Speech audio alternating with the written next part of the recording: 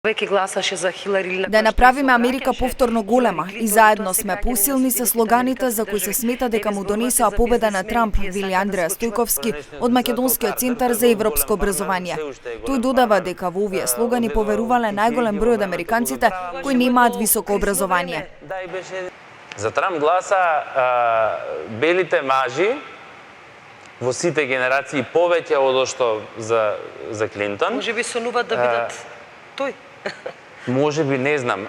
Гласа особено мажите кои што немаат високо образование.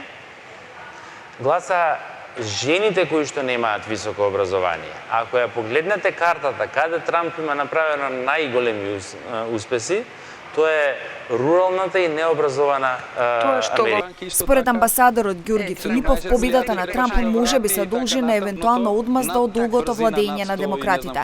Оти многу малку има неговиот план во Сточекори, скоро ништо нема за надворешната политика, особено за воената политика.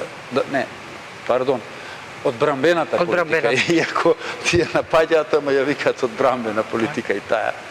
Значи, за одбрамбената политика нема скоро ништо речено. За трговија и за внатрешна политика.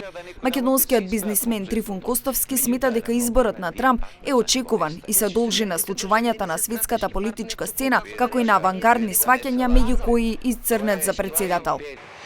Едноставно гласачи се тие обичната работничка класа, кој што дефинитивно сватила, за мене говорам, пак од моја лично име, една работа. Бизнисмен е тој што дава работа, има обезбедува работа, има обезбедува екзистенција и сигурност. До сега бизнисменот и во нашава средина, и секаде во светот се перцепираше како човек кој што е близок до криминал или криминалец. Во развиениот свет апсолутно тоа не е точно. Тој е фактички носител на нови идеи. Соговорниците во дебатниот магазин Клик Плюс се согласни дека најголем удел во победата на Трамп има работничката класа, која бара главно отворање нови работни места во САД.